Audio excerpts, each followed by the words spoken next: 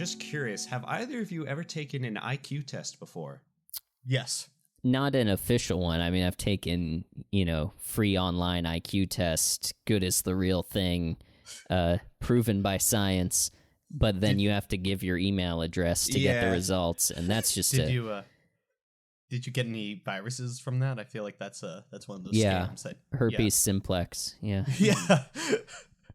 Yeah. One of those, like, your IQ is 250. Give us your email and social security number to learn more. Like, shit like that. Yeah. No. I've definitely taken a couple, but more like the not real ones that Adam's talking about on the internet, where you take, like, the hour-long test, and at the end, they're like, great, if you want to see your results, it'll only cost you $49.99, and then you waste an hour of your life for nothing. Yeah, exactly. Yeah. I have toyed with the idea of taking the Mensa Test because What is the Mensa Test? The Mensa Test, so you know what Mensa is. Mensa is the organization for geniuses. You have to take an IQ test that proves that you're above like 135 or something, which is the cutoff for being a quote-unquote genius. And I'm not 100% sure that I am a genius. But I also don't, I want to rule out the possibility just so I can know where I stand. I know I'm probably above Ray at 100. I mean, I don't think that was a genuine score. No, that we'll get into that later. Yeah. I mean, look, Adam, that was a very humble way for you to say that you might be a genius. I myself am very comfortable with my average intelligence. Thank you very much. I don't need any IQ test to tell me that I am completely average at best. I have taken, I think, the IQ test, 3 times in my life. And the reason why is because I got like special accommodations at school. And part of the way that they analyze that is they give you an IQ test to see where you are compared to the grade. I remember taking it. I remember some of the questions. My parents would not tell me the results, which could mean they told me that they didn't want me getting a big head, which now that I'm hearing it could just them be covering up for the exact opposite. It's very funny. Well, you know what they say about IQ tests, and we'll get into it, but they are garbage for the most part. They only work for, middle-class white people and all of these things. And not only that, but it's like it really does measure exactly one kind of intelligence. Oh, and, Adam, you're the psychologist. You tell me there are 8 ways of intelligence, right?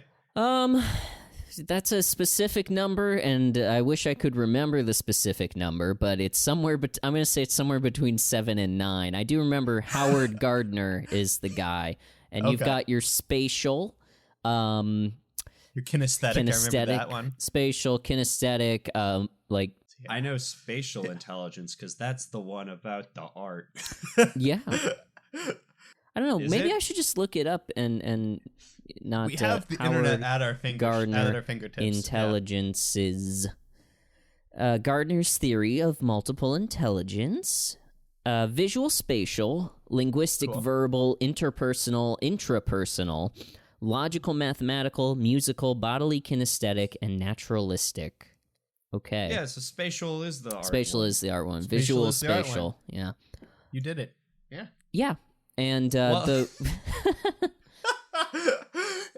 we'll talk a lot about intelligence in general, because that seems to be the theme of episode 4. What I will say is that if you see anyone in your life bragging about how high of an IQ they have, they do not have a high IQ. I don't know if that's true. Kick him in the shins. Knock him to the ground. I think that people that brag about their high IQ, maybe it might be true that they have this kind of intelligence. However, I also think that, if you're bragging about your IQ, you don't really have much else to brag about. So that's something else too. I think, and it's important to remember that the whole idea of the intelligence test and quantifying intelligence in this way was invented by a man named Francis Galton, who was an avowed eugenicist, and really was interested in separating the wheat from the chaff, so to speak, of humanity. And I think we should formally disavow that guy. I was going to say, you know more about Francis than I do. It sounds like he's a disavowal, but... Yeah, 100%. Okay, so we're disavowing him. I'm going to say that we disavow eugenics as a whole. Yes, we're going on record. We are the only Everybody Loves Raymond podcast to go on record as disavowing eugenics. You're welcome. Welcome back to Everybody Loves Raymond.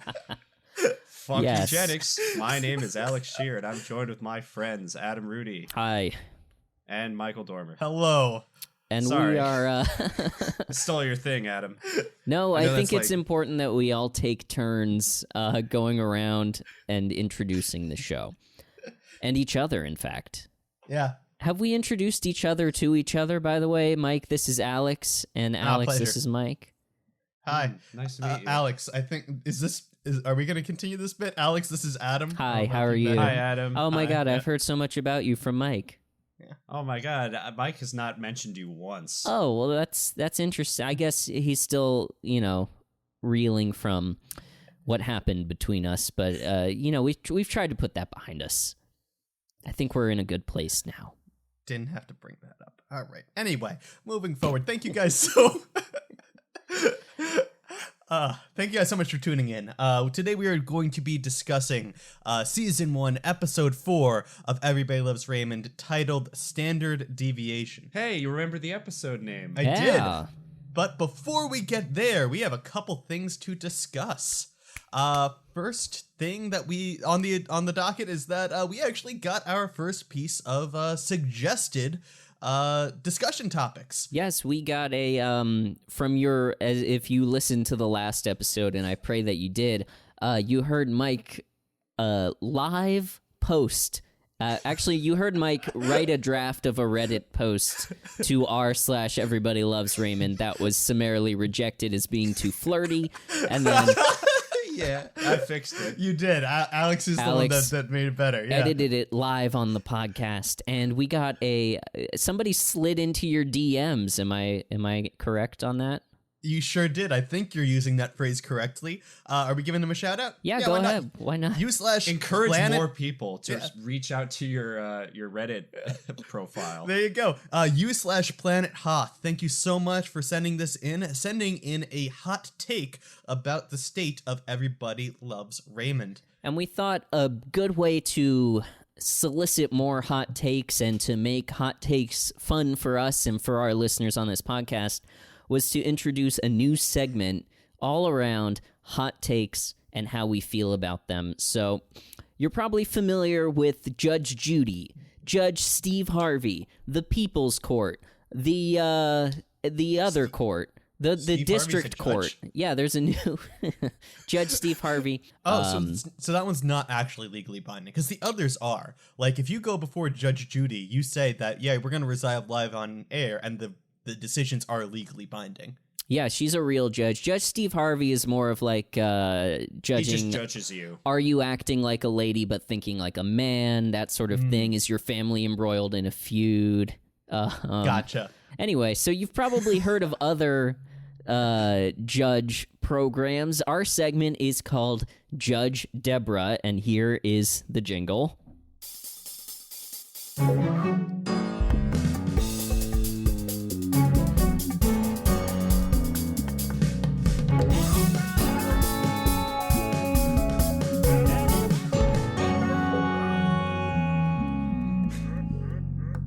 Want to say, I think we have introduced a new segment every episode so far. I mean, yeah, we have. We need to have a stable of segments that people can contribute to. That's fair. Yeah. So the premise behind Judge Debra is we'll ask people like our friend that slid into your DMs to submit hot takes that we can then judge the validity of. And by we, I mean me. I will be the judge because I have the soundboard and I have this gavel sound effect. And Mike and Alex will argue opposing sides of this issue. Which is great, because Mike and I argue all the time anyway. Yeah, constantly. Exactly. So at the end, I will render a verdict. I will be Judge Debra in this regard. And by the way, the name, I'm very proud of the name because it works on 2 levels. Not only is it a play on your Judge Judy or Judge Joe Brown or what have you, but it's also Judge Debra, because everybody else does. Yeah, you get it? Marie is judging Debra. Everybody's judging Debra all the time. You see?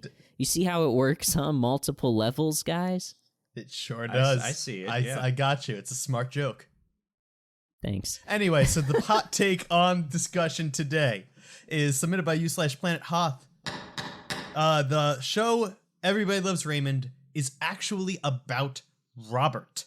He is the only one that shows true character growth over the show's 9 seasons. Everyone else pretty much stays the same throughout the show, except for the kids, but they don't really count. Mm-hmm. So, Alex will be taking the affirmative, asserting that position. I will be disagreeing with that position, taking the negative, and Adam here is going to adjudicate. Yes. Adjudicate. Thank you. And as we all know, my verdict is final, and the person I rule against will be banished from the podcast, unless they choose to, of course, appeal. Oh, good. I thought the actual punishment was to watch, like, the other Patricia Heaton failed shows. Oh, that is not a punishment, sir. That is a privilege. I mean, I don't know. The way we talked about them made it sound like they weren't good. The middle is golden. No, I know the no, he's middle's talking good. about I'm talking about the failed ones. Woman of the house and what have you. Yeah. Maybe even Carol's second act falls into that category, but mm-hmm. What if we did Carol's third act where she drops out of medical school and then goes on to become a judge and thus completes the loop? Of Judge Debra. All right, so first I will invite the prosecution, which I guess is... Actually, are you the prosecution? Mike. Or I don't know. Is Mike Who the am I? I'm defending. You're the claim. defendant. Okay, so let's have the prosecution give their opening statement. Mike, hold on. Go ahead. Ladies and gentlemen of the jury, thank you so much for your time today. I am here because the defendant, seated right there, is making the absurd claim that Everybody Loves Raymond is actually about his brother Robert. Guys, do I need to remind you, the name of the show is Everybody Loves Raymond, not Everybody Loves Robert. Now, don't get me wrong, we all love Robert, we love Brad Garrett, but at best, he is a supporting character. A regular supporting character, but a supporting character nonetheless. The primary focus of every single episode of the show is dedicated directly to Ray Barone, not to Robert, but to Ray. Now, yes, you may say that we see Robert developing as a human being, and that is wonderful, don't get me wrong, we love to see that growth, but that does not change the fact that the protagonist of Everybody Loves Raymond is Ray Barone. His conflicts, his resolutions, it's about Ray, as everyone loves it and as everyone wants it to stay. Thank you very much for your time. Okay, and the defense, hold on. Go ahead. Thank you, Judge Debra. Guys, gals, and non-binary pals of the jury, I'm more progressive than you eat it. Fuck. Oh, that's gonna work in his favor. Mm-hmm. I would like to bring to the attention of the court that the show Everybody Loves Raymond is actually about Raymond's own brother, the very tall and handsome Robert Barone, sergeant of the NYPD and struggling man altogether. Now, Michael's claim, the prosecution that is, that gentleman over there. That's me. He has claimed that since the show is called Everybody Loves Raymond, that the show is primarily about Raymond. And I would like to point out that from a storytelling perspective, if everybody loves you, are you an interesting protagonist? No. Robert struggles, and he has to work hard and figure out his life throughout these 9 seasons, trying to grow, change, develop as a person, making him a far more interesting character to follow than Raymond himself.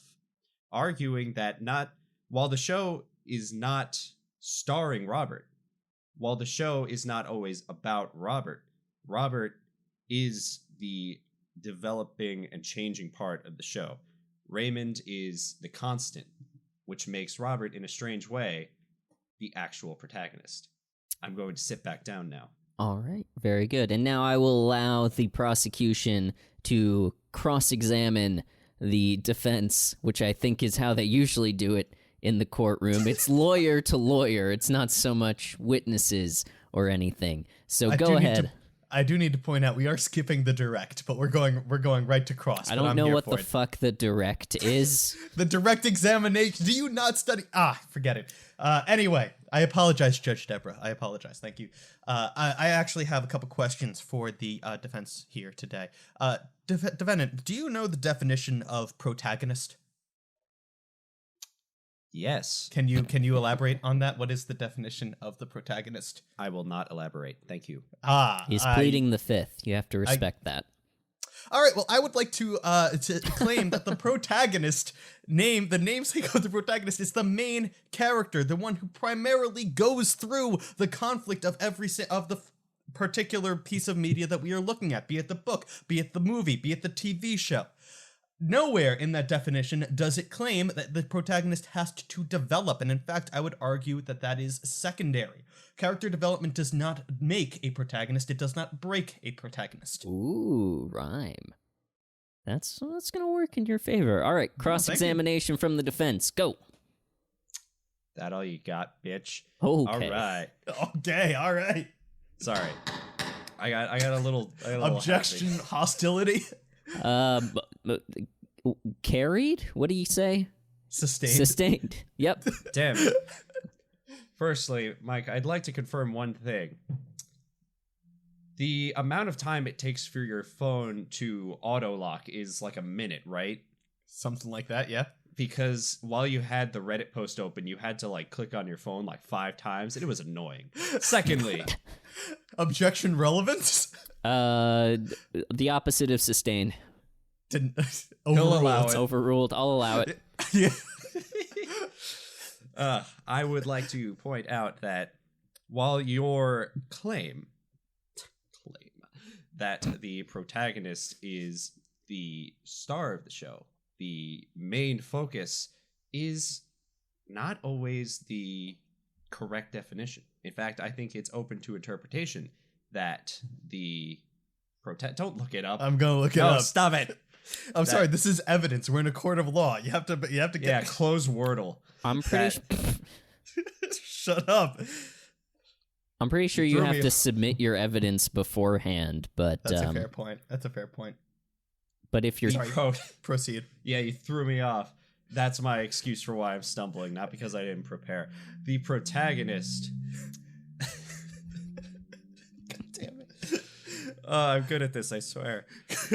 The protagonist is not always the main focus, but rather the person who works towards their conclusion.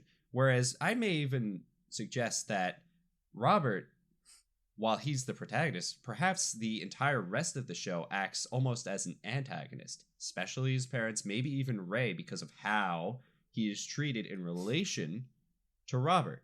Robert is held back by his parents out of love, yes, but it is something he has to constantly work to overcome, while Raymond does not. He has already had his arc before the show began.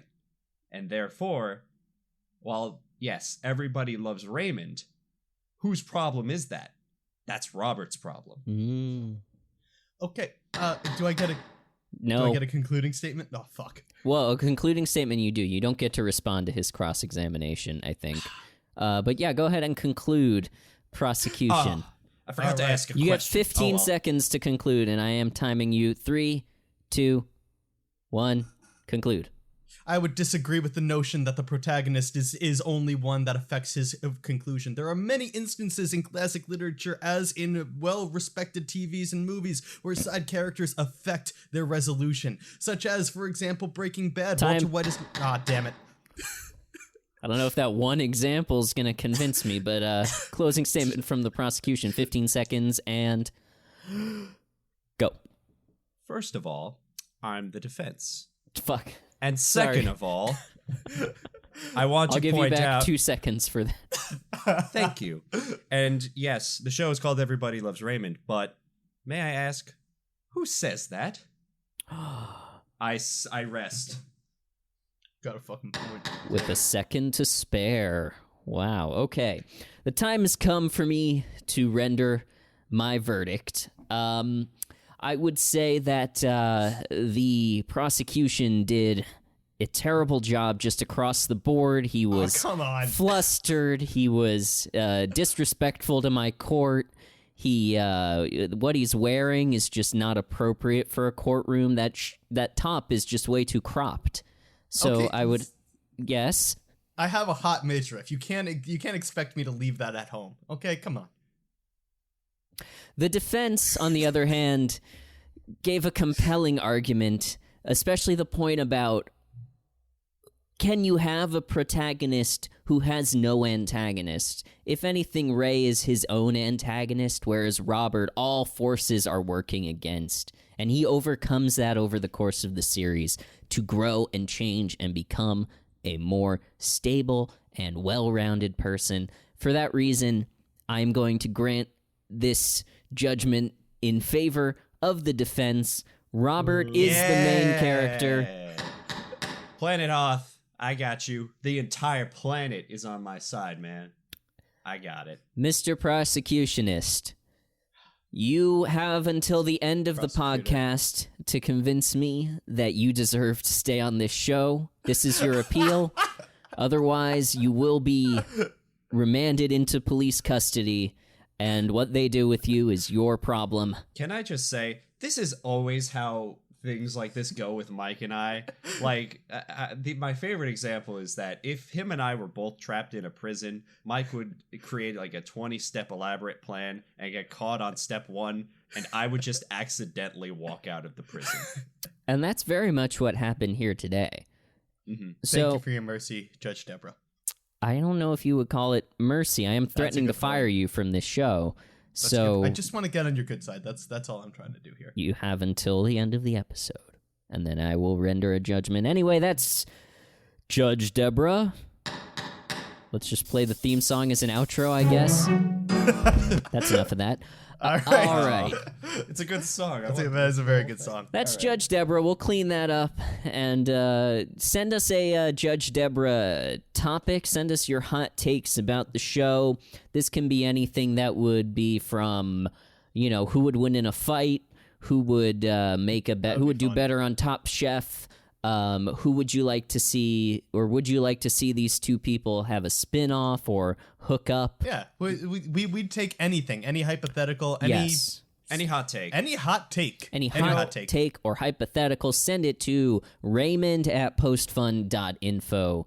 Or DM Mike on Reddit. Or DM find me on Reddit. Mike and DM him on Reddit. Slide into those DMs and include a picture of yourself.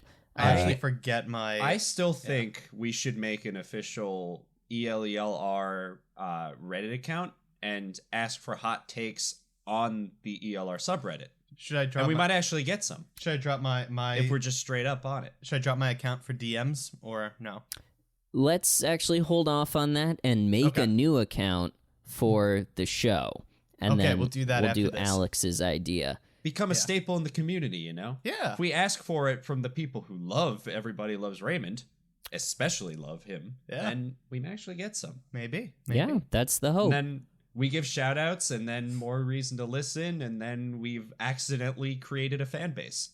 And that's all we can hope, is that we accidentally get people to listen to this. Because trying to get people to listen to this sure as hell is not going to work. No, we gotta make it about them. Yeah. All right.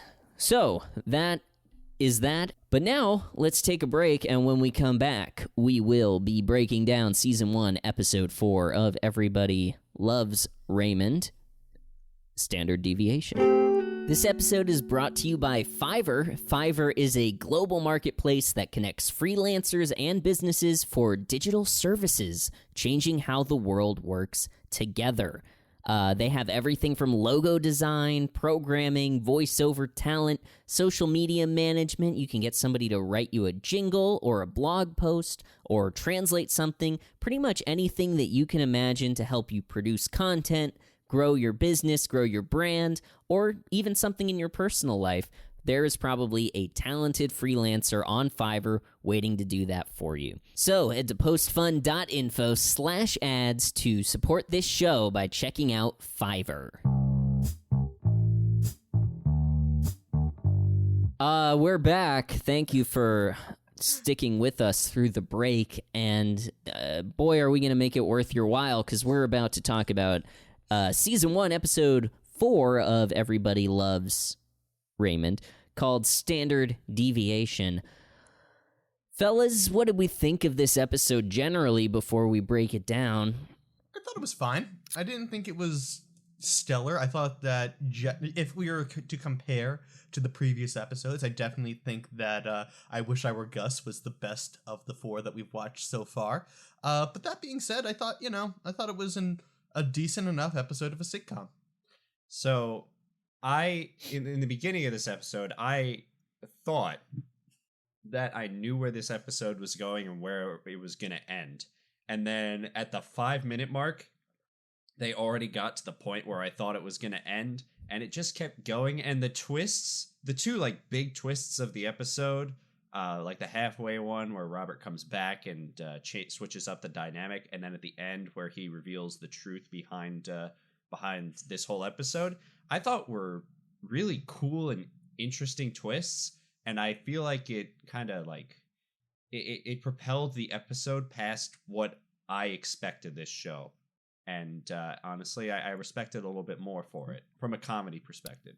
Yeah, I thought the structure of this episode was good. I think it could have been any show. I think it wasn't anything specific to Ray and his family. I thought it kind of felt like a bit of a filler episode in terms of like, you know, I know there's not a huge season-long arc going on here, but it wasn't exactly a, you know, inspired by the comedy of Ray Romano episode as much. It felt like just a general sitcom premise. I thought it worked well. I do like the twists and turns, and we'll get into those as we talk about scene by scene.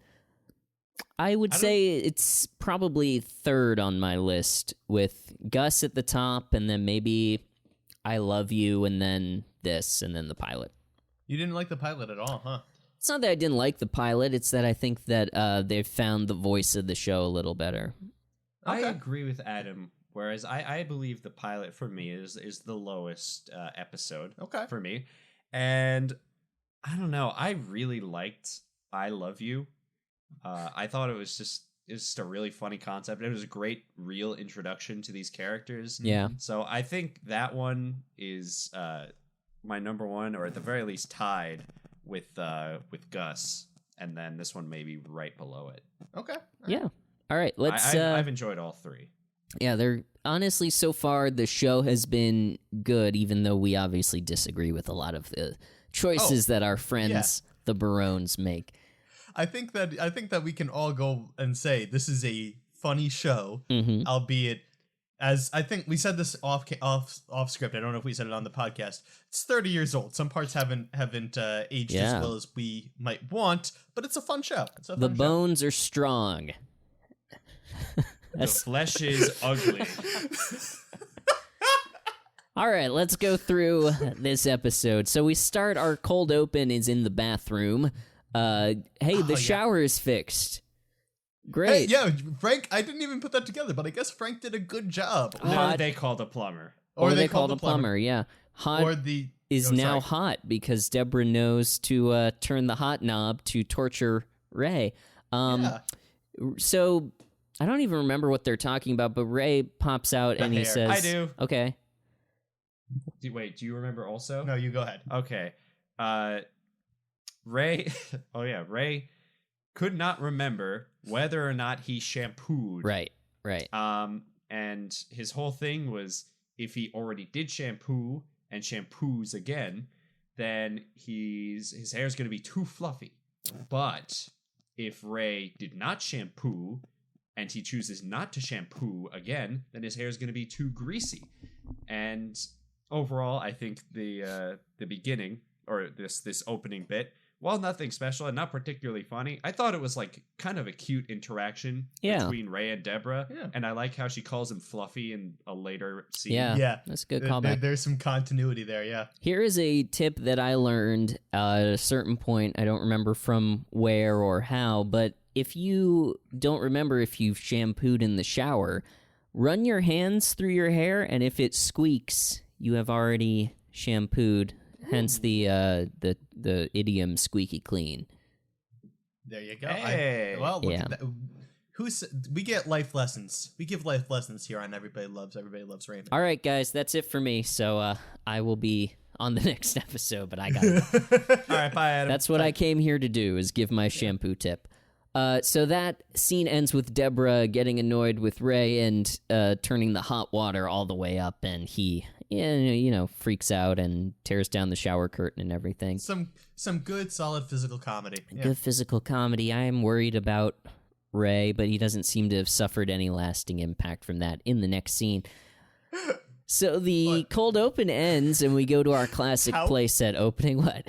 How fucked would it be if the next scene was just Ray and Debra, like, in the hospital, them treating his third-degree burns? I would love a sitcom where, like, all the physical humor had, like, consequences. Horribly sincere, not just consequences, but, like, dramatized, like, intense consequences. Like, the worst of the worst happens with any joke. Like, Ray has third-degree burns. He slipped, bashed his head. Yeah. He's in the hospital for 3 months. That's the whole season. I would love it. Oh, God. Anyway, so we get our classic playset opening, and then we go down to the living room. First main scene of the episode, Ray is looking through a box of health insurance papers. Man, it seems like it was a lot more complicated back then, doesn't it? I don't know if I'm not sure exactly what he's doing with it. Is he sorting out what to send to the insurance, or is he choosing a plan? Like, I'm not even 100% sure what he's doing with these. I think it's closer to the first thing. Now, to be clear, we're all young, so we have the internet to help here. Yeah, we certainly do. It seems like he's figuring out what to send to the insurance company, or something to do with that, so that they can get a rebate. That's what I imagine. Reimbursed. That's what I'm using. Thank you. I'm using context clues here, but which could be wrong. But I'm imagining it's somewhat close. Also, why do they have so many medical bills? Maybe from the burns. Maybe we were to assume that this is several months later. Look, or they have 2 babies that need checkups and vaccines and stuff. That's and true. We're just born. Yeah, that's true. Also, when your brother's Robert Barone, you probably have the occasional accident. Yeah, accidental gunshot. We have talked about his happy trigger finger. Yeah. I bet Ray's foot is full of holes just from all the times that Robert has accidentally hit him with a warning shot. Dance, monkey, dance. The Western. What? Back to the Future. Oh yeah. That's a classic Western trope. The shooting at the feet and making them dance. Memorably in the ZZ Top vehicle, Back to the Future Part 3. The ZZ Top vehicle? Yeah, they play the band. Yes, they do play ZZ Top. Their instruments around. Like ZZ Top. Yeah? Oh, that's right. Okay. Okay, so Ray tries to brush off this health insurance chore, calls it woman's work, which is, some classic Ray misogyny there.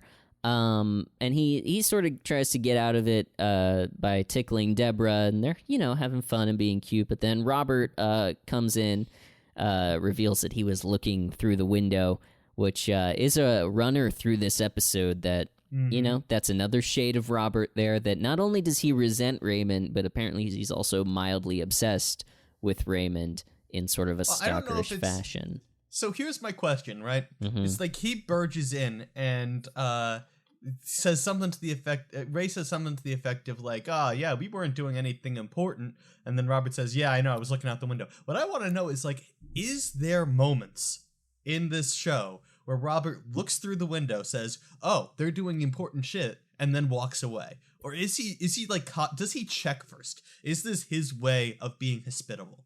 That's an interesting question. That hadn't occurred to me.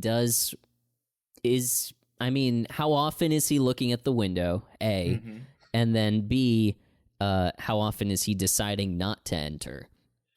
It could be because of a social anxiety thing, like where he sincerely feels like he doesn't want to start talking with someone unless he knows that he's not going to be like, Robert, please leave. We have something serious that we have to do.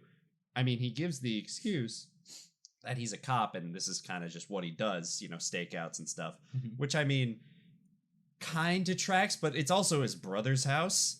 It's not like, a criminal, or like anyone who's suspicious. It's not like he's so highly trained that he's doing that constantly. No, right. I mean, we've got over the trigger finger already in this episode, but Robert's got some figuring out to do. He's got some isms that he's got. It's interesting the idea that he is not 100% on social cues, which I think we see in a couple instances in this episode. So, just more shading to what is going on with Robert, I guess. What I want to know is I want to make a hypothetical universe where is this a Judge Debra or no? This is a universe in which Raymond mans up and does the health insurance. Robert looks through the window, sees Ray flipping through paperwork, and says, "Oh, he's busy." And then the episode doesn't happen. Is this all Raymond's fault? That's what I want to know. I think in a grand sense of things, in like a universal sense of things, yes. Okay. Every incident that happens in this is Raymond's fault in some way. If we go down this rabbit hole, in the end, like we're all gonna be like, oh, it's Marie and Frank's fault for having kids or unprotected sex. I mean, yeah, it's the original Barones' fault for coming over through Ellis Island. If the Barones had never immigrated, this country would be a better place.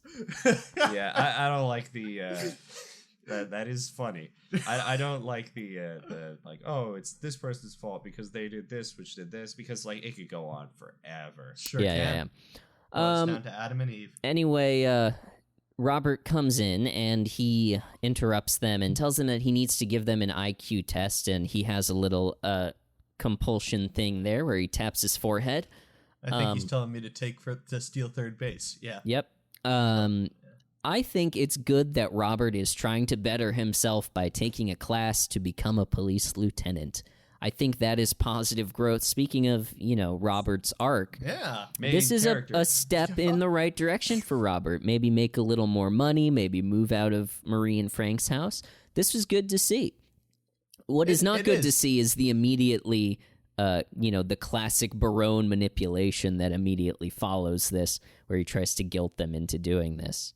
This was a joke that Ray made, but it's like that was very much a Marie move. Yeah. Like, I don't ask you for anything. I guess I'm just gonna leave and die. It's not like it doesn't. Yeah. No, and it's clear to me from this scene and a few others that we've already seen that Ray is so like done with this kind of manipulation. Where Debra is like gets caught by it, where she feels bad, and then Ray literally is like, "Wait, no, don't say anything. He's almost at the door." Yeah. Like they're almost free of this. I think part of that boils down to the fact that Ray is, as we've said many times before, a lazy piece of shit, and I think Ray that sucks. and doesn't actually care, or I don't know if he doesn't actually care, but will avoid trying to help his family. He's already avoiding one thing, and now this is just a second thing that he has to avoid. So you got to imagine to Ray, this is too much to help his family and his brother. God. Who could ask such a thing of one man? I mean, like, yeah, I'm gonna pull back a little bit on you both here, where it's like, yeah, no, I agree. When Robert asked for help, Ray should have just been like, sure, because A, it's the right thing to do, and B, gets him out of the health insurance. Yeah, and it does for a while once they eventually do it. Like, he's not thinking big picture here, even in a selfish way, which is insane. Mm-hmm. But I think once Robert starts trying to like manipulate, I think then Ray like he was closing the door. I think that's when Ray slams it, and I can't entirely fault him for that. Oh no, because again, with Marie as his mother and Robert now learning more and more from Marie, Ray is I think very much like beyond dealing with this kind of manipulation. He wants to shut it down right away. It's very classic Barone dysfunction, and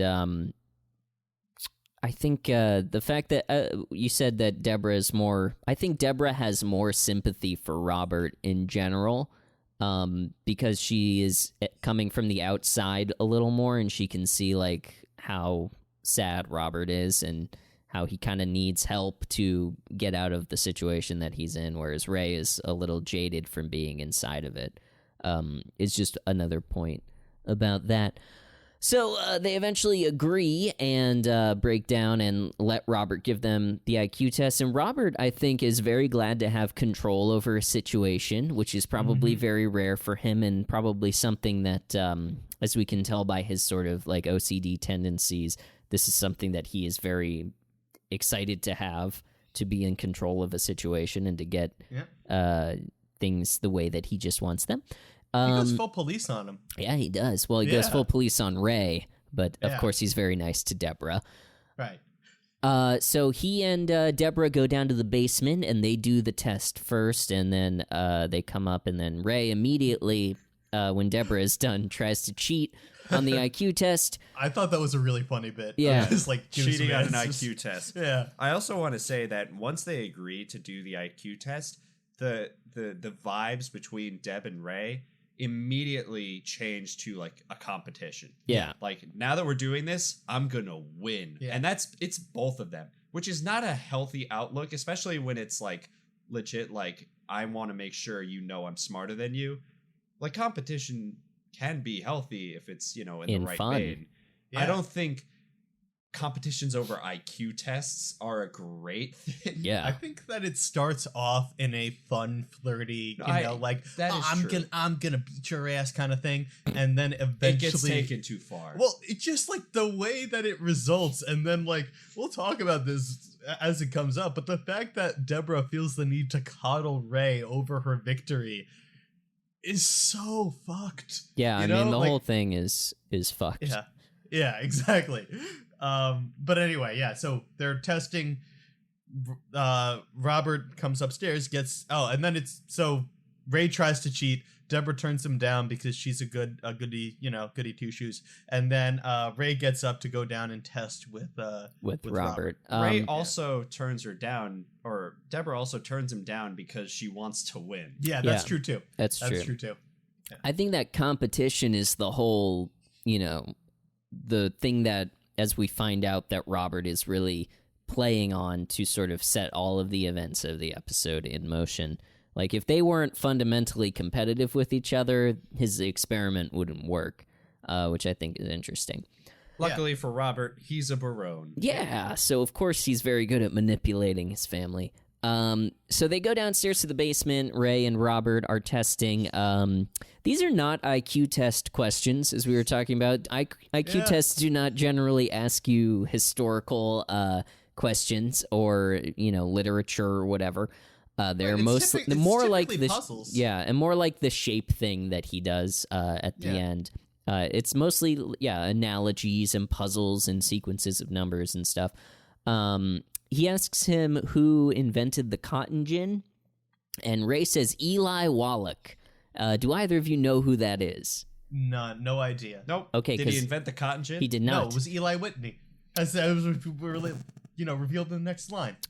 I have the Wikipedia page open. Originally trained in stage acting, he became one of the greatest character actors ever to appear on stage and screen, and ultimately garnered over 90 film credits. That's cool. What would we know him from? You would know him from The Magnificent Seven, The Good, the Bad, and the Ugly, a lot of Westerns, Godfather Part 3. Oh, who was he in Godfather 3? He was Don Altobello. Oh, okay. And Arthur Abbott in The Holiday, I think, was his last... Oh, no, his last one was Wall Street Money Never Sleeps. But The Holiday, the Jack Black, Cameron Diaz romantic comedy was like right before that, was probably his last notable one. Oh, so he was probably he was probably alive when this came out, right? Oh, yeah, for sure. Yeah, okay. So, wow, okay. So that's that's a funny joke. I approve. I think it's funny that... a character actor generally is someone that you recognize but don't know the name of all the time. I think it's funny that Ray would A, know this person's name, and then B, pull it for the inventor of the cotton gin. So I thought that was a pretty clever reference that maybe, now knowing who it is a pretty funny joke, but I wonder if people at the time knew who it was. And that's a good question. Yeah. So they keep going through the questions. Ray melts down when presented with the blocks. And I thought this was it gave us a little insight into the playset opening, because clearly Ray has no spatial intelligence. No, he does not. He even says these are two-dimensional. This is a two-dimensional drawing of three-dimensional shapes. How am I supposed to put this together? Just like the instructions for building the playset would be a two-dimensional drawing of three-dimensional shapes. The question is, was that an accident?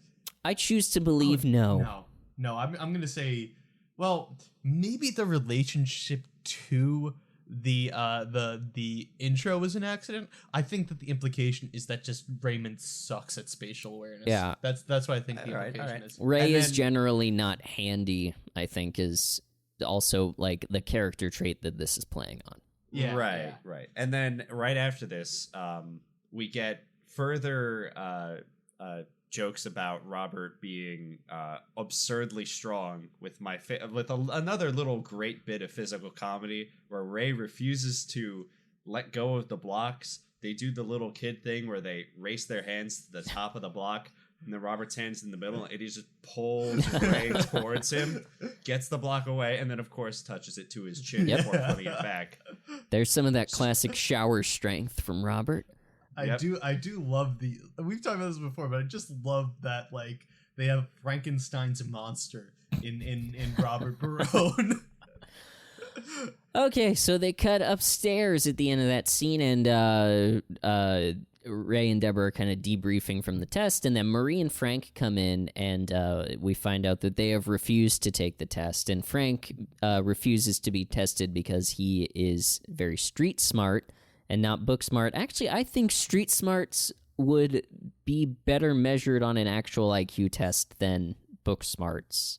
Do you think so? Yeah, because of logical reasoning. I mean, it depends on what he means by street smarts, but since IQ tests are all about abstract and logic and, spatial awareness and stuff, it wouldn't really matter if he was, not good in school. That's actually, that's a good point, number one, because you're right. It is like logic and stuff like that. And but so two things. First of all, on this IQ test, it will matter. Yeah, on this IQ test where he's going to have to know who Eli Whitney is, I'm not sure. I also think, it seems to me like from the rest of the episode that this whole IQ test is just a scam. Yeah. Like, I don't think it's like, he's not actually, this is not an IQ test. Yeah. And that's the whole point. Mm-hmm. But the second thing I was going to say is I think, because I don't know if it's been revealed yet, but later in the show, it's revealed that Frank served in Korea. So I think that's probably what he was referencing is his life experience. Survival tactics kind of thing. Mm-hmm. Yeah. What intelligence would street smarts, quote unquote, and how the common people view it fall under? I would have what do you mean by street smarts? Look at that diagram again. Yeah. It could be spatial. It could be social. Could be interpersonal. Yeah, I was gonna say. Yeah, it's probably interpersonal or like intrapersonal, like trusting yourself or something. Knowing how others and how to either use them to for your advantage or work with them for your advantage. Mm-hmm. That is not book smarts. No, it is not. Yeah. So we just heard I want to play the clip where Frank is saying that he is street smart, and then Marie comes up with a counter example of his street smart. So here's the clip. I'll tell you about the time he bought seafood out of the back of a derelict's car. He was legit. Oh, he had the prices tattooed on his body. One bad muscle in a whole bucket. I threw up for 3 weeks so you could save 79 cents. delicious. You could taste the ocean. I'm still tasting it. So Frank purchased a bucket of mussels from a quote-unquote derelict from the back of a derelict's car, and Marie throws up for 3 weeks. I thought this was, troubling, and it might have been very traumatic for Marie, but it did give me the idea that it might be really interesting to have, like, a young Marie and young Frank spin-off. You know what? Kind of, yeah. That actually sounds like a really good concept. Because That would be fun. think is it in this episode or no, but they refer to things or allude to things a couple of times, like these adventures that they have in the past that I think would be really interesting to, if they were going to reboot this show, which I don't think that there's any real need to. They don't want to, yeah. That would be a way to continue these characters, is to do a spin-off in the past. I also know that the current living actors of Everybody Loves Raymond have stated in multiple occasions that they are not interested in coming back for like a reboot or like a continuation of the show, since not all of the cast is no longer with them. Hasn't stopped the subreddit though. I've been in the subreddit for about a week and a half, and there've already been 3 posts about, like, what if there was a Fuller House-esque reboot of starring Everybody Loves Allie, like stuff like that. I think you would have to go the reverse direction. I think you're right. I think you're right. And I think that would be the only way. I don't think, I think you would have to do it with... It's not about the kids. It's not about the kids.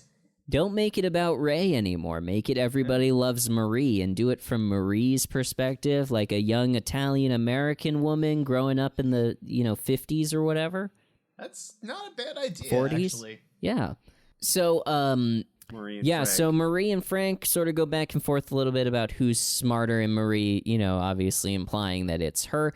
Robert comes upstairs after scoring their tests, supposedly, and after much cajoling, Ray is basically asking Robert to reveal the scores. Robert doesn't want to.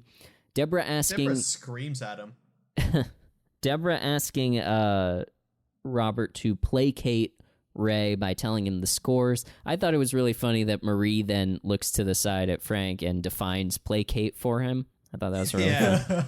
That is a wonderful little bit. Yeah. Absolutely. But eventually Robert gives in and reveals that Debra has a score of 115 to Ray's 100, which is 1 standard deviation above Ray. They said the name of the podcast. They said the name of the episode. That's right. They said it. They said standard deviation. And if you don't know what standard deviation means, I don't know if I can explain it to you better than your, AP statistics teacher could, but it's basically like... Basically, the standard deviation is a way of basically, as Robert says, it's like it's a whole other bracket. That's kind of the same thing. It's like a way of grouping people where, like, the majority of people will be average or close to average, and then as you get farther away from the mean, there are fewer and fewer people that far away from the mean. So it's a way of measuring, like, percentile wise how smart or how high you score in comparison to the rest of the population. Right. Yeah. You said it better than I ever could. I think we're 3 for 4 now on name drops of the episode names. Yeah, nobody said pilot. The word pilot. Yeah. I mean, they had the chance because they were going to the airport. They could have said it. They could have said, yeah, you're right. No, you're that right, was in didn't. I Love You. That wasn't in the pilot. You're right. Yeah. Crap. Yeah, they weren't even, that couldn't happen. That should be 3 a for thing 4. where in every pilot episode of a show, you have to drop the word pilot somewhere. Yeah. Like, our neighbor is a pilot. And then look to the camera and, like, wink. And then the entire studio audience applauds for, like, the rest of the episode. Yeah. And by the way, the studio audience in this episode goes off at one point. They sure do, yeah. So obviously this revelation that Debra is smarter than Ray, you can imagine how that went down.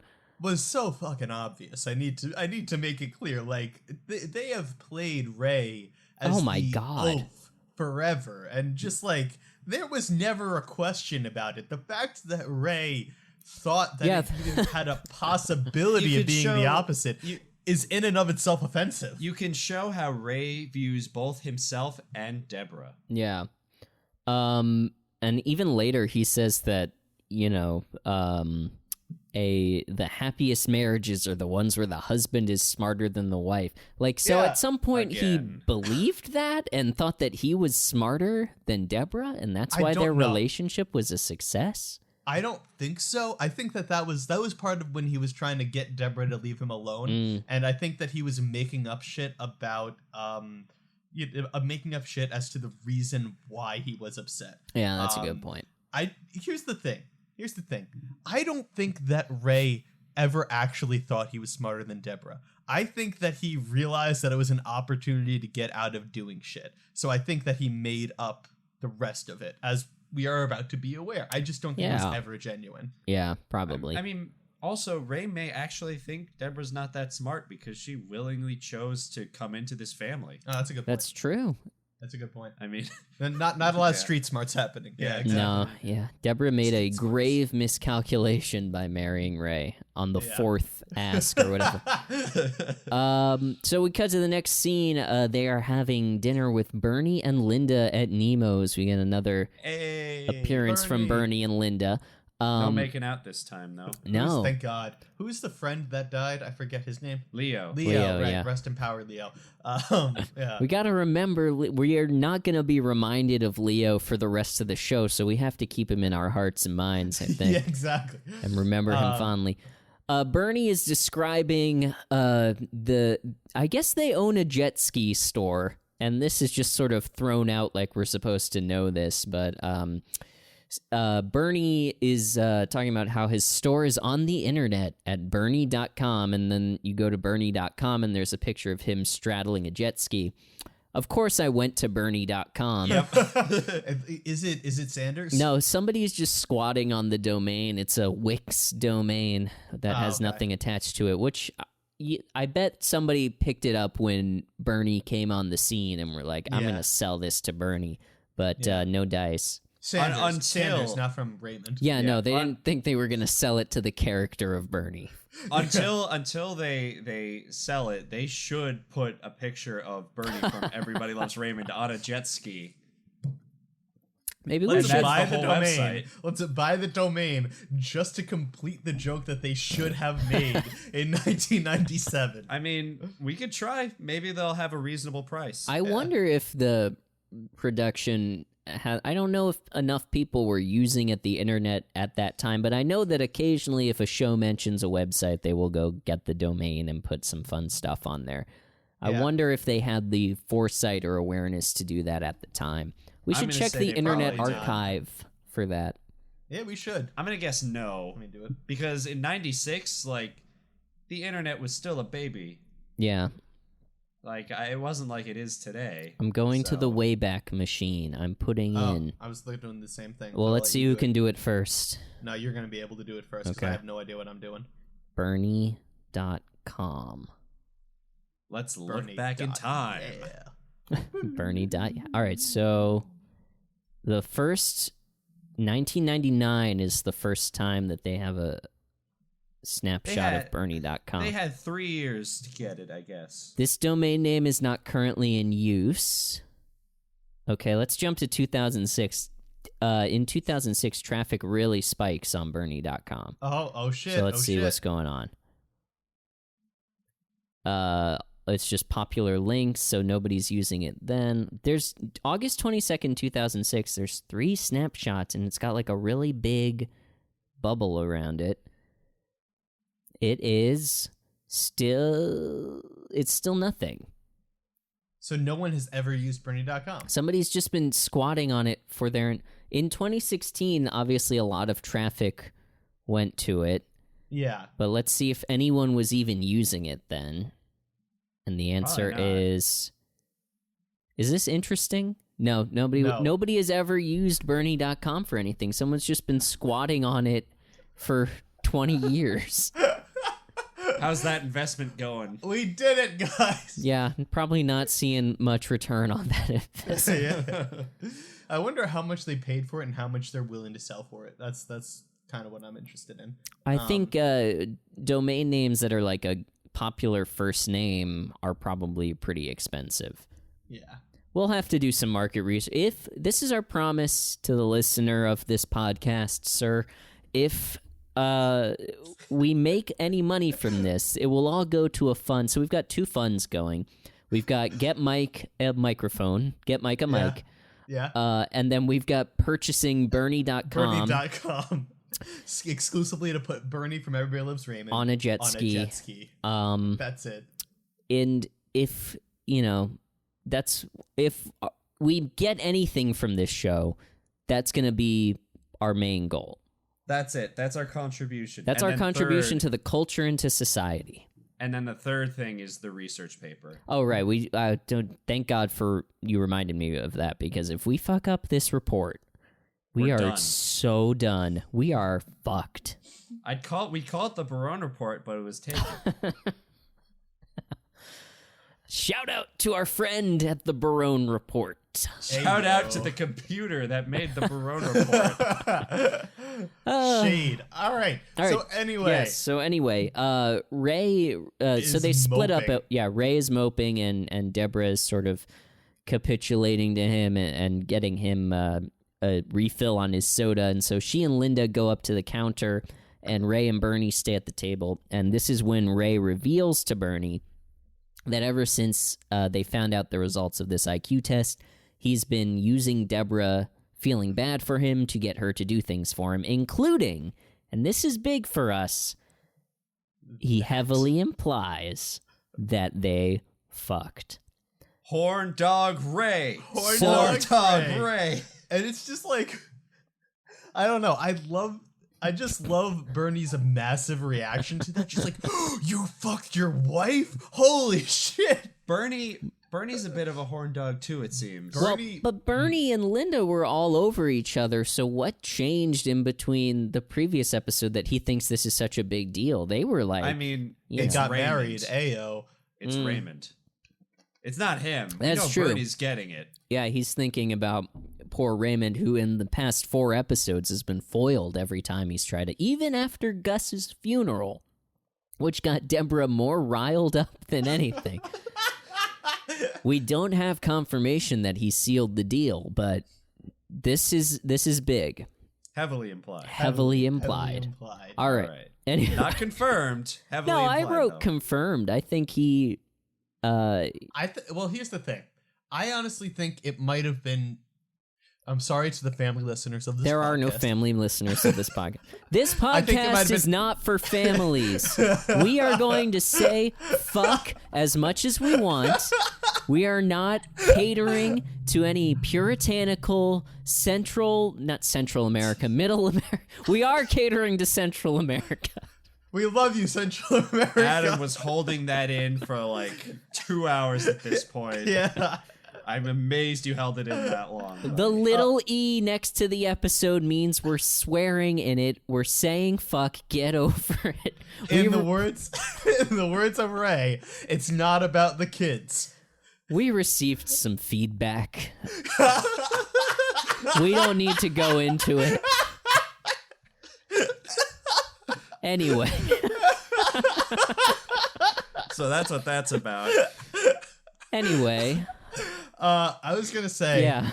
Sorry for the kids listening, but I think he was implying a hand job. That's what I think he was implying. Okay, I don't know if there's enough to say exactly what happened, but because here's the thing. He said, "I'm not doing it for." He's not doing it. He can't do anything by himself. He can't do anything for myself, including that. So that's what I'm thinking. Is that he's thinking that Debra, basically feel so bad for him that in lieu of masturbation, she's gonna jerk him. Rather than him furiously rubbing himself raw as he always apparently does. No, apparently that's a common occurrence. Debra finished the job. Yeah, that's what my read on that was. I don't think it's. At any rate, though, he got some action, and we can confirm it. So that is on the.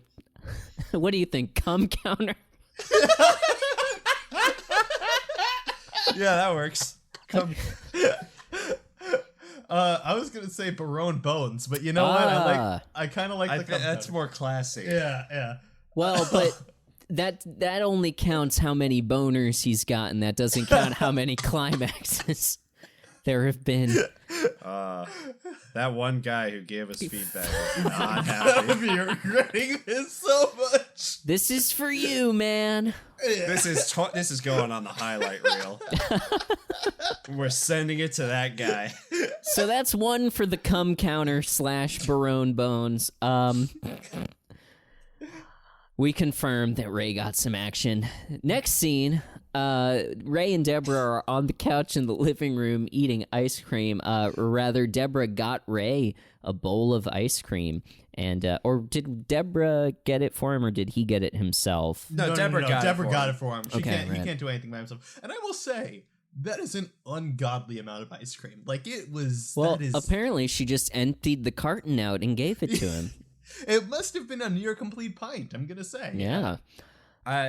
And also, when Ray asked Debra, like, "Oh, are you having any?" and Debra said, "No, that's the last of it," and it's a ton. Ray's just like, "Oh, bummer." He starts eating it. He just continues eating it. Yeah. I don't remember exactly when he says fudgy about it, but that's important to note. Yeah, no, he takes the bite after that while Debra is sadly looking off into the camera, and he says, fudgy. Yep, and that's important to note. So anyway, Debra asks Ray to finish doing the health insurance, and he tries to get her to do it in line with everything else that he's tried to get her to do, but that's the last straw for her, and she calls him out for milking this whole being dumb thing. And this is when he drops the thing about the happiest marriages being where the husband is smarter. Another classic Ray misogynistic comment. At this point, yes. I personally think that not only does he not believe that, I think he purposefully chose Debra because she's so much smarter than him, because I think he was trying to think, all right, who's going to be able to take care of me the best? Yeah. That one, because she's intelligent. That's a great point. He was looking for another mom. Yeah. The psychology there lines up, I think. Mm-hmm. But also, I wanted to say, and I wanted to talk about this during this part of the episode, because I think it's important to say, as far as like the building blocks of this episode. Right when Ray told Bernie that he's kind of faking his sadness to get Debra to do what he wants, at that point I was already sick of Ray milking Debra for all this. Like, I didn't want to watch a whole episode of this trope. And it almost as if the episode read my mind. In the very next scene, and I appreciate this from a storytelling perspective, like, Debra, like, catches on, like, a minute after Ray admits it to Bernie, which I appreciate. I always appreciate Debra not, like, being played to look like a fool. Yeah. Like, she figures it out, like, right away. And, like, from there, the episode then takes, like, a turn that I was not expecting. And from this point on, I enjoyed the episode a lot more because I thought I could predict the whole thing, and I was proven wrong by the episode. Yeah, I don't know where it would have gone if it weren't for Robert entering at this point, and after, of course, having looked through the windows again, he reveals that he made a mistake and switched up their scores, and Ray is actually the one who scored a standard deviation higher than Debra, and then he leaves, and then we get this. Debra, does he say anything to prompt this? But no, is it just the fact that no, yeah. he does. I think, what does he say? He goes down to, this is a funny line, I think, based on the misogynistic comment. He goes down, sits down next to Debra, and he says, "Well, at least now it's a happy marriage." And then he gets a classic ice cream to the nuts, and you would have thought. It's an ice cream with nuts. Yeah. Hey, yo. And you would have thought the audience had never seen anyone get hit in the nuts before with anything. I mean, it must have been 30 seconds of... Easily. I mean, look, It is laughed. funny. from It is like very astonishment for how long they held it. Yeah. 'Cause, like Ray did not like he just sat there for Yeah. like 30 seconds and You it see eventually the ice got cream me. melting on his crotch. Like It was like, a good, a great physical joke. It just, I this audience was just like loving it. And then I wonder if this was the same audience that gave him a standing ovation for his eulogy. And then the Ray's punchline is to say "fudgy," which you know, I don't know if that was the strongest punchline for that. I didn't think that was as funny as the long hold of him getting hit in the nuts. But yeah, so a little callback to the fudginess there. There is a better nut joke there. Yeah, there definitely is. I would have maybe there was a draft where he was like, you know, if you wanted nuts with your ice cream, you just had to ask. Something like that. Probably not as punchy. That's probably why they got and probably wasn't as punchy or got rejected by the network or something. I don't know. Too explicit. You can't say nuts. You can't say no. You can only vaguely imply hand jobs. That's it. Nuts. Oh yeah. Hey, Robert nuts. comes in, says that same Oh, that line. would have been funny if Robert was still there and was like, "Hey, nuts." Hey, That's the continuity I'm looking for. yeah, you know what? That would have been better. There's the season-long arc we've been looking. Yeah. But yeah, that was a funny Cashew. funny joke. So the next scene, the bedroom. Debra is sleeping, and Ray tries to initiate some action. I thought this hand thing was pretty funny and must have been pretty difficult to rehearse, too, the timing of it. Yeah. It was well done. That was very well done. I liked it. Like Ray DJing her with the hand. Yeah, I thought that was very, very funny. It was well done, too. Yeah. Like, it was, like, there were no, like, little mistakes. Definitely took a couple takes, I would imagine. It was very cool. Which, you know, knowing how not an actor Ray was before doing this, the fact that he was able to get that down was impressive. Yeah. So we're all there for that. What we're not here for is the fact that Ray apparently in the time apparently some time has passed between the ice cream to the nuts and this. Ray has told literally everybody that they know. Yeah. That was even Linda. Yeah. Which is no, he told Bernie. Oh yeah. And he's surprised that Bernie talks to his wife. Which I don't know. Which tracks.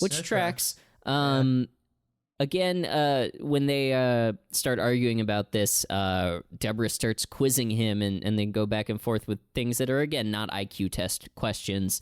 But then Debra drops the showstopper of asking Ray not about literature, but about their relationship, and she asks him what her hair was like when they met, and that stumps him. And I think this touches on a bit of the underlying issue here, is that this competitiveness is more important to Ray than their relationship, you know?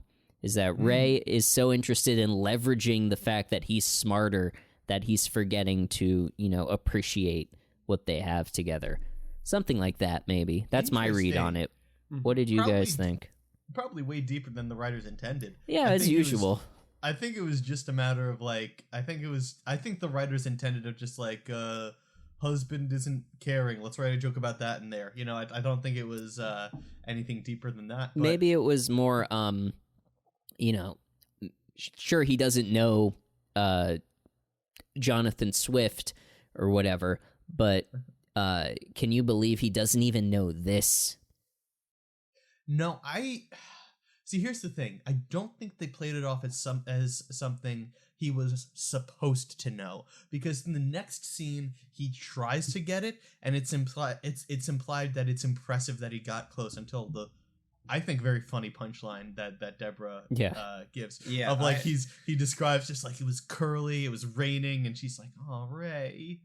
No, I just thought that was really fucking funny. Guys, I don't think you're giving the writers enough credit here. Yeah. Like, I sincerely, when I watched this scene, like, when Debra takes it to that, like, I read it as, like, like Debra wanting to tackle like a bigger issue about their marriage and it like legitimately stumping Ray. Yeah. And like they're slowly kind of like, it was not played for laughs. Like it was a very sincere and real moment that I thought was written pretty well. Okay. And it kind of makes Ray kind of retreat a little bit because he doesn't know how to respond. Yeah, it puts And it caught in off guard, perspective.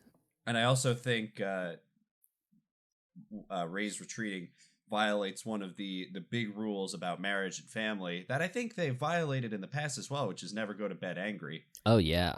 Yeah. No, they do. he just- Well, they do that all the time. He just gets up and immediate, like, there's no even attempt at reconciliation. He's just like, I'm going to go sleep on the couch. Yeah. I don't That's know. my life. That's my life lesson for today. Like, Yeah. Adam had the shampoo thing. I'm going to say don't go to bed angry with anyone. Fix the problem, then go to bed. You're going to feel so much better. Cool. I got to come up with a life lesson pretty soon then. Oh, and I've completely forgotten to be evaluating your performance to see if you can stay on the podcast or not. Oh, and shit. How am I doing? if you come up with a life lesson for the end of Oh, the show, you We can got stay. we have like 15 minutes left, maybe.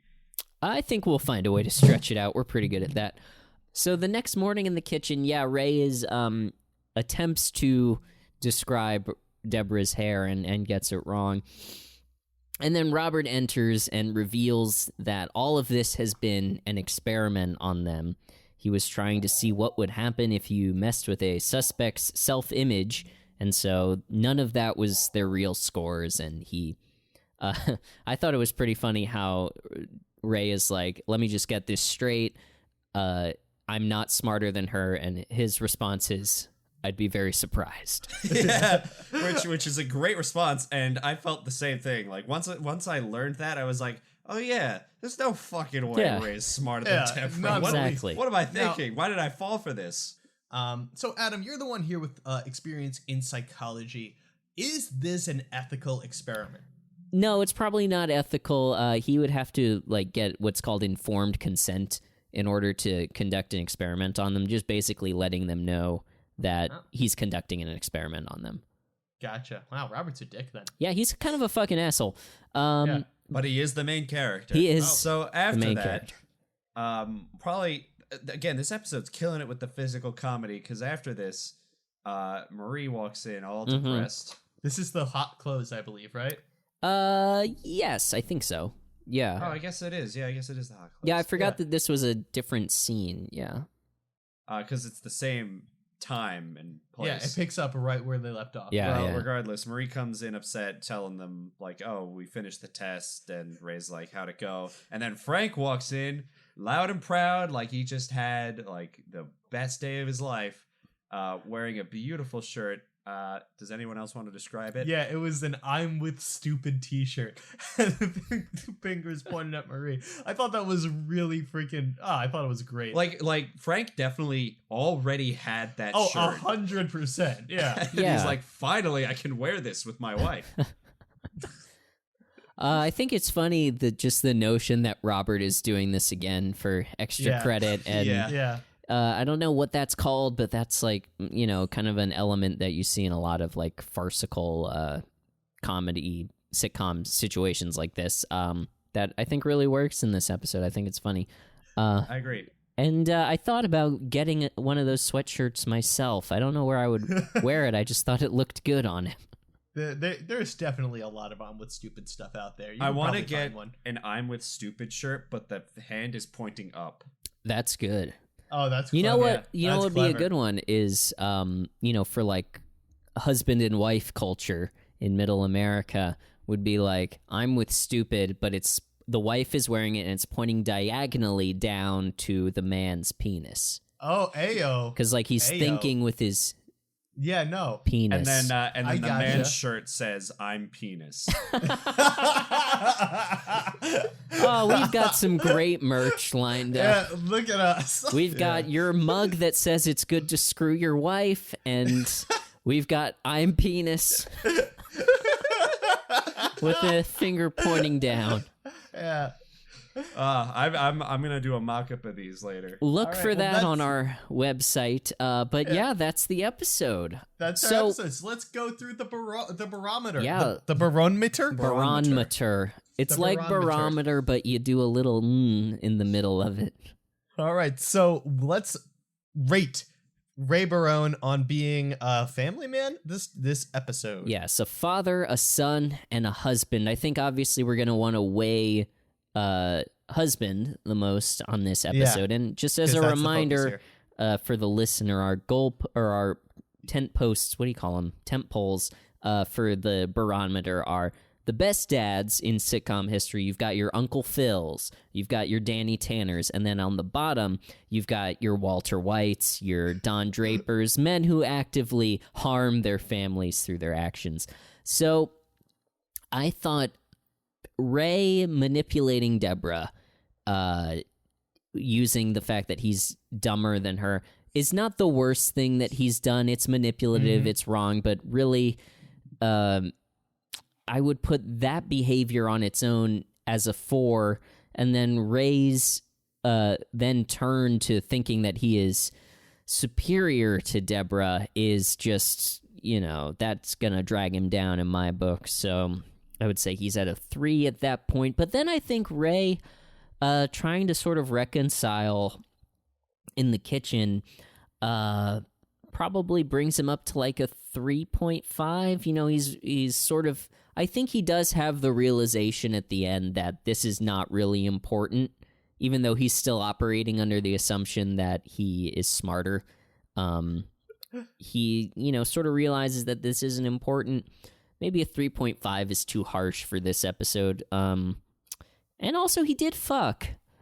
I'm gonna smash. I'm gonna put him at a 4.5 for this episode. Not the worst he's ever been, but his behavior was not great. Yes, right. Mike, I'm gonna give him a 5. I'm gonna say that he he definitely tried to get out of some work. I think but at the end of the day, the most consequential thing that I think that he did overall poorly was the fact that he never got those health insurance forms. Oh yeah, like he never did. Which, don't get me wrong, that sucks. But ultimately, I think that that's rectifiable. I think that the rest of this boils down to competition with the wife, which is not, don't get me wrong, he acted immature, that you can't give him any points, but I also don't think he actively, was a jerk. Like last episode, I rated him a 3 because I think that his behavior actively hurt Marie and was just like bad son all around, and also was incredibly disrespectful to his dead great uncle. But at the same time, this episode is nowhere near that. I think that, don't get me wrong, he's not winning any Father or Husband of the Year awards, but pretty middle of the road benign behavior. So I'm gonna give him a 5. Okay, that's about where he was at the pilot. Do you think his behavior in the pilot and this were comparable? Yeah, they match up. Okay. Yeah, they match up because he lied in the pilot, but yeah. So I'm gonna say it's about a 5. Okay, Alex. So I want to clarify, and I think I'm gonna know the answer, but does how Ray acts as a brother contribute to the barometer? Ooh, that's a good point. Say yeah. I would say yeah. I think it's family relations as a whole. Yeah, in the barometer. Maybe son encompasses brother as well. Right. I just wanted to clear that up as well. So this is interesting. I initially had him a little lower than you guys, but the way you talked about him has brought me up a little bit. Which is strange for me to think I'm the most pessimistic of us three. Mm-hmm. So, initially, when Robert asks him to do the IQ test, Ray immediately declining was like kind of meh, but like not actively bad behavior, and then kind of dismissing the manipulations. I don't think there's anything wrong with that. I'd keep him at a 5 at that point because it's kind of average, like not like actively good, not terrible. I'd bring him down to maybe a 3.5 in the middle of the episode. Oof. When he's getting really low and manipulative with Debra, getting just trying too hard to weasel out of everything, and that obviously backfires on him. Right. And I think when he learns that, or when he's told he's smarter than Debra, I think he stays in that zone, not really like learning from the other perspective on how to properly treat or talk with Debra about this. Now that the roles are flipped, I think they both made similar mistakes to the other in the other position. And then I think during the resolution, I'm bringing him back up as well, just because of how it ended and how kind of he reconciled with Debra, how he recognized that this experiment was kind of designed to get them to fight. Yeah. And at the end, it didn't seem like he actively blamed his wife or even Robert that much. So I'm gonna leave him with a 5.2. Okay. All right. And that averages out to a 4.8. All right. Look at us. Look Best at race us. done It's since the pilot, yeah. Yeah. 4.8. All right. Oh, Things are getting exciting. look at this. Awesome. Well, All right. on that note, so we have done 4 episodes of Everybody Loves Raymond. Isn't that exciting? We've got about 216 to go, so we hope you will stay with us. I know we have enjoyed watching these episodes, and we hope that you enjoy listening to us watch these episodes here on Everybody Loves Raymond. There's just one last thing to say, guys, and that is our classic. Wait. Hold on. Oh, right, I forgot. My message is Yes. don't forget to get informed consent. That's my message for the episode. Okay. Thank you Your very wife's gonna blow you. Make sure that you consent. Yeah. That's Mike's message. All right. Wait, now I have to render my verdict. Oh yeah, do I get to stay on? Michael J. Dormer. Do you want me to bleep out your middle initial? I guess. Yeah. Debra Dormer. Michael Debra Dormer. Yeah. After having been found guilty of failing to disprove the premise that Robert Barone is the main character of the show, I, Judge Debra, have granted your appeal the verdict of not guilty. Hey, I did it. I made it. You may good stay job, Mike. on the podcast. And on that note, there's only one last thing to say, our classic sign-off. Everybody Loves Raymond. and we love you. Thanks for listening, everybody. See you next week.